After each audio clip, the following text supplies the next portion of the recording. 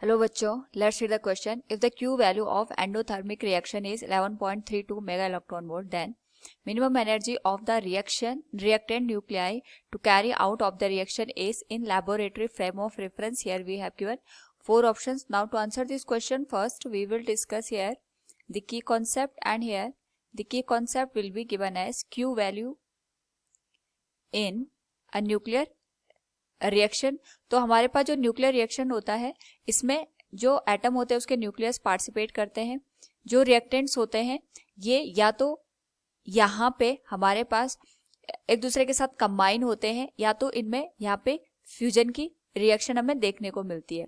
तो इसके करस्पॉन्डिंग हमारे पास यहाँ पे प्रोडक्ट फॉर्म होते हैं और साथ में एनर्जी रिलीज होती है.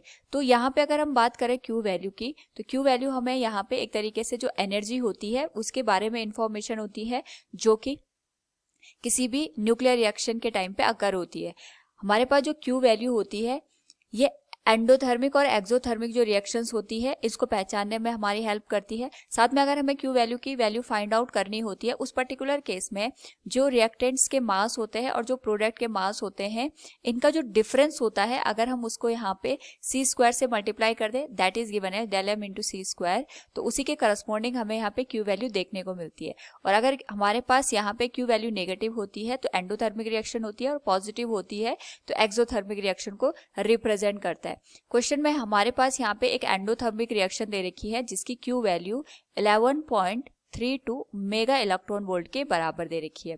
हमें यहाँ पे बताना है minimum energy of the reactant nuclei to carry out the reaction, कि हमारे पास यहाँ पे रिएक्टेंट की मिनिमम एनर्जी कितनी होगी ताकि ये जो रिएक्शन है वो टेक प्लेस हो पाए. तो यहाँ पे अगर हम देखें, हमारे पास अगर हम कंजर्वेशन ऑफ एनर्जी का यूज करें, कंजर्वेशन ऑफ एनर्जी का मतलब ये होता है पूरे सिस्टम की जो एनर्जी होगी वो कंजर्व रहेगी.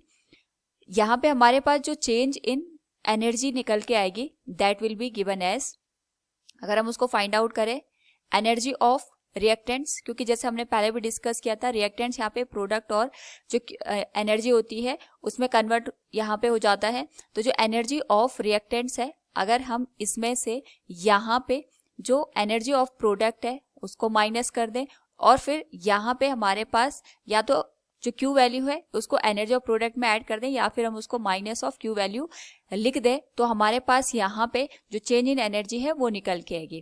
क्योंकि हमें यहाँ पे मिनिमम एनर्जी की वैल्यू को फाइंड आउट करना है और साथ में यहाँ पे एंडोथर्मिक रिएक्शन है. तो एंडोथर्मिक रिएक्शन के लिए वी नो दैट हमारे पास यहाँ पे जो काइनेटिक एनर्जी होगी वो ग्रेटर देन 1 होनी चाहिए. ग्रेटर देन 1 होने का मतलब ये हो गया कि हमारे पास यहाँ पे जो रिएक्टेंट की एनर्जी है वो ज्यादा होनी चाहिए as compare to the Q value, क्योंकि क्यू वैल्यू हमारे पास 11.32 मेगा इलेक्ट्रॉन वोल्ट दे रखी है. जब रिएक्टेंट की एनर्जी इस क्यू वैल्यू से ज्यादा होगी तभी जाके हमारे पास ये रिएक्शन यहाँ पे हो पाएगी. अदरवाइज यहाँ पे अगर हम ये मान के चले कि जो रिएक्टेंट्स है उसकी अपनी एनर्जी क्यू वैल्यू से कम है तो यहाँ पे जो न्यूक्लियर रिएक्शन है वो टेक प्लेस नहीं हो सकती है. तो इस पर्टिकुलर केस में अगर हमें यहाँ पे रिएक्टेंट्स की एनर्जी चाहिए या जो रिएक्टेंट न्यूक्लियाई हैं उनको रिएक्शन करने के लिए यहाँ पे एनर्जी की रिक्वायरमेंट है, तो जो मिनिमम एनर्जी हमें रिक्वायर्ड होगी that will be given as greater than Q value. वो हमारे पास यहाँ पे क्यू वैल्यू से ज्यादा होनी चाहिए और क्यू वैल्यू हमारे पास 11.32 मेगा इलेक्ट्रॉन वोल्ट दे रखा है. So minimum energy should be greater than 11.32 mega electron volt. So from the given question we can say here minimum energy of the reactant nuclei to carry out the reaction is greater than 11.32 mega electron volt. Option C will be the right answer. Hope all you understood it. Thank you and best of luck.